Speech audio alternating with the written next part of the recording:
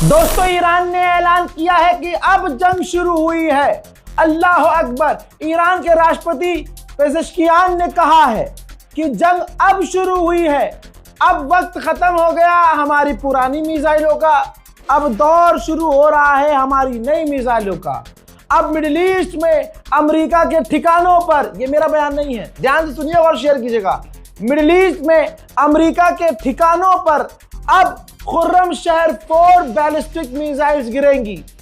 अब हमारी खैबर शिकन मिसाइलें चलेंगी। अल्लाह अल्लाह। मेरे दोस्तों, $2 बिलियन के हथियार अमेरिका के खत्म करने के बाद ईरान अब कह रहा है कि जंग तो अब शुरू हुई है। ऐसा नहीं है कि अगर मिडिल ईस्ट में अमेरिकी ठिकानों पर हमला कर रहा है ईरान तो छुपा रहा है, नहीं, सिविलियंस पर हमला नहीं कर रहा है। कुवैत में अमेरिकी बेस पर जो ईरान ने हमले किए हैं उसका वीडियो भी जारी कर दिया है लॉन्च का।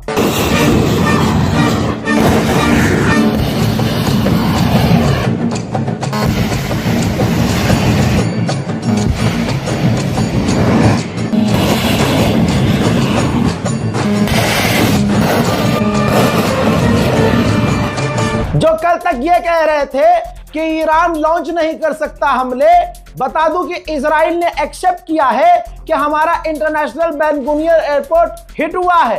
बेन गुरियन एयरपोर्ट पर ईरान की मिसाइल और ड्रोन हिट हुए हैं। ईरान के दूसरे इलाकों में अमेरिका इजराइल बड़ा हमला कर तो रहे हैं, लेकिन ईरान के लोग डर नहीं रहे हैं। जो मेन शहर है अमेरिका और इजराइल, वहां हमला नहीं कर रहे हैं।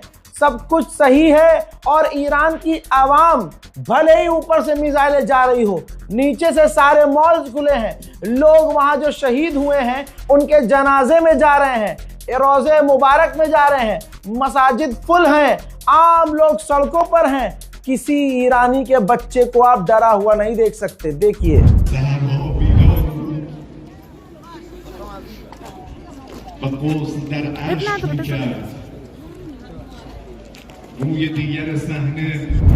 सुभान अल्लाह सुभान अल्लाह। उधर ईरान ने धमकी दी है कि अगर कुर्दिश लड़ाके ईरान के अंदर घुसे या घुसने की कोशिश की तो हम हमला कर देंगे। ईरान के अंदर इजराइल का एक और ड्रोन, देख लीजिए, ईरान के अंदर इजराइल का एक और ड्रोन ईरान ने मार गिराया है। हजरात मोहतरम, द इकोनॉमिक्स, ये देखिए,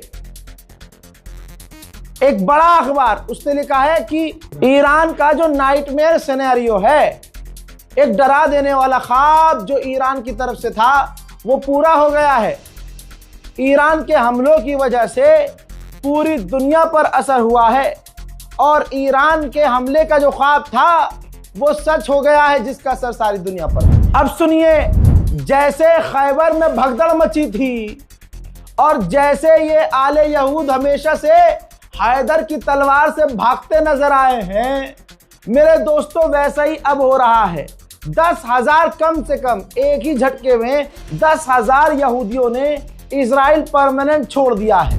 ईयू की डिफेंस चीफ ने कहा है कि यूरोपीय यूनियन को अपने डिफेंस सिस्टम बढ़ाने पड़ेंगे जो काफी कम हो गए हैं। ईरान का फाइनल सेकंड सुप्रीम लीडर नहीं चुना गया है, लेकिन बात यह है कि बातचीत चल रही है, मीटिंग हो रही है, नाम सामने आने वाले हैं।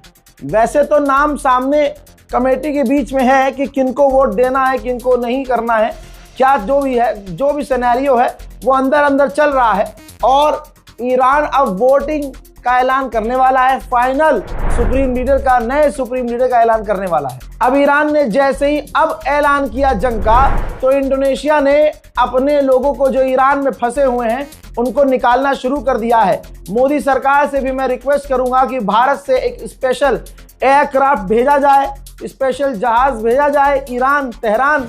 और हमें मालूम है कि तेहरान हमारा भाई है, हमारा दोस्त है, वो हमें हमारे जहाज को क्लियरेंस देगा। और सारी दुनिया जानती है कि डोनाल्ड ट्रंप मोदी से कितना डरता है, सारी दुनिया जानती है कि इजराइल मोदी से कितना खौफ खाता है, पैंट में इजराइल मुंह देता है, अक्सर मोदी का नाम सुनते ही नेतन्याहू हक देता है। इतना खौफ, इतना जलवा है। तो ये दोनों भी हमारे जहाज पर हमला नहीं करेंगे। और मुझे पूरा यकीन है कि जब भारत के प्रधानमंत्री मोदी रूस और यूक्रेन की जंग रुकवा सकते हैं तो ईरान कौन सी बड़ी चीज है।